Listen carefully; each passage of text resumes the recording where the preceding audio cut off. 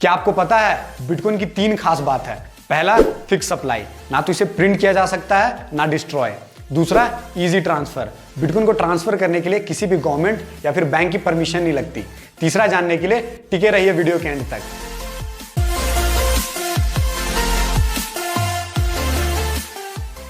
Hello guys, welcome back to our channel. आप में से बहुत सारे लोग हमसे पूछते हैं कि बिटकॉइन है क्या और इसमें इन्वेस्ट करना चाहिए कि नहीं। तो आज हम इन्हीं सब के बारे में डिटेल में बात करने वाले हैं। तो आप इस वीडियो के एंड तक बने रहिए और ऐसे ही अमेजिंग कंटेंट के लिए हमारे चैनल को सब्सक्राइब करना ना भूले। So without wasting any time, let's start the video. Bitcoin को समझने के लिए हमें मनी का हिस्ट्री समझना बहुत ही जरूरी है। कई सालों पहले जब कोई करेंसी नहीं थी तब लोग बार्टर सिस्टम का यूज करते थे। बार्टर सिस्टम का मतलब हुआ कि अगर आपको कपड़े चाहिए और आपके पास बदले में देने के लिए जूते हैं तो आपको ऐसे आदमी को ढूंढना होगा जो जूते लेकर आपको कपड़े दे सके। बेसिकली बार्टर सिस्टम में चीजों का आदान प्रदान किया जाता था। बट इसमें एक प्रॉब्लम था कि आपको कपड़े चाहिए और आप बदले में जूते दे रहे हो। दूसरा आदमी आपको कपड़े देने के लिए रेडी है पर उसको बदले में जूते नहीं, चावल चाहिए जो आपके पास नहीं है। तो ऐसे सिचुएशन में ट्रेड नहीं हो पाता था। तो इस प्रॉब्लम को सॉल्व करने के लिए सोसाइटी में गोल्ड सिल्वर को एज अ करेंसी यूज किया जाने लगा। बट इसमें भी कुछ प्रॉब्लम्स थे, जैसे गोल्ड को स्टोर करना बहुत मुश्किल था, घर में रखो तो चोरी का डर, कहीं लेकर जाओ तो डकैती का डर, असली नकली का भी चक्कर होता था और वेट करने में भी बहुत प्रॉब्लम होता था। तो इस प्रॉब्लम को सॉल्व करने के लिए कंट्रीज ने मॉनेटरी सिस्टम बनाया जिसमें हर कंट्रीज ने अपनी एक करेंसी छापी। पर सवाल यह आया कि कोई कंट्री कितनी करेंसी छाप सकती है। इसके लिए कंट्रीज ने गोल्ड स्टैंडर्ड को अडॉप्ट किया।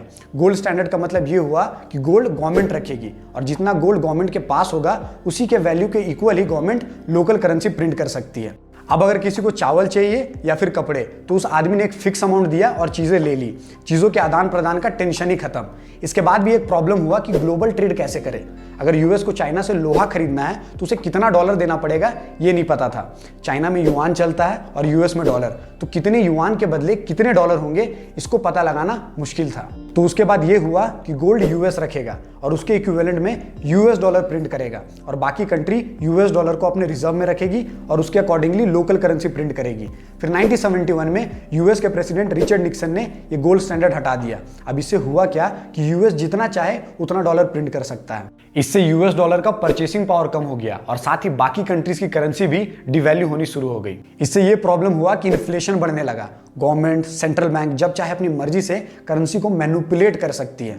आपको मालूम होगा कि 40% ऑफ यूएस डॉलर जो अभी मार्केट में सर्कुलेट हो रहा है वो लास्ट 2 ईयर्स में प्रिंट किए गए हैं। जी हाँ, $8 ट्रिलियन यूएस ने लास्ट 2 ईयर्स में प्रिंट किए हैं। इससे हुआ ये कि जो इन्फ्लेशन यूएस में हमेशा 2% के अराउंड होता था वो आज 8.54% है। इससे पॉलिटिशियंस, सेंट्रल बैंकर्स की जिंदगी में तो कोई फर्क नहीं पड़ा बट एक आम आदमी की जिंदगी खराब हो गई।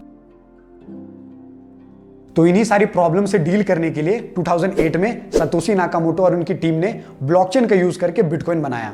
आप सोच रहे होंगे कि बिटकॉइन है क्या। बिटकॉइन एक डिसेंट्रलाइज्ड डिजिटल करेंसी है। डिसेंट्रलाइज्ड का मतलब कोई भी गवर्नमेंट, सेंट्रल बैंक या फिर अदर एंटिटी इसको मैनिपुलेट नहीं कर सकती। बिटकॉइन की 3 खास बात है। पहला, फिक्स सप्लाई। बिटकॉइन का टोटल नंबर पूरे वर्ल्ड में 21 मिलियन है। इसको कोई भी मैनिपुलेट नहीं कर सकता, मतलब इन्फ्लेशन का चांस ही नहीं। जैसे गोल्ड का अमाउंट पूरे वर्ल्ड में फिक्स है वैसे ही बिटकॉइन का अमाउंट भी फिक्स है। दूसरा, इजी ट्रांसफर। बिटकॉइन को ट्रांसफर करना बहुत ही इजी है। इसको एक डिजिटल वॉलेट से दूसरे डिजिटल वॉलेट में कुछ ही सेकंड में ट्रांसफर किया जा सकता है। इसके लिए किसी भी अथॉरिटी की परमिशन नहीं लगती। तीसरा, ऑथेंटिसिटी। बिटकॉइन की ऑथेंटिसिटी का भी कोई चक्कर नहीं है। जैसे गोल्ड या नोट लेते समय असली नकली का चक्कर होता है बट बिटकॉइन के साथ ऐसा नहीं है। अगर आप बिटकॉइन खरीदेंगे तो आपको बिटकॉइन ही मिलेगा। इसका एक नेगेटिव भी है कि लोग बिटकॉइन को ब्लैक मनी, एक्सटॉर्शन मनी और इलीगल एक्टिविटी के लिए भी यूज करते हैं क्योंकि इसके ट्रांजैक्शन में किसी भी गवर्नमेंट या फिर बैंक की परमिशन नहीं लगती। So guys, that's it for today.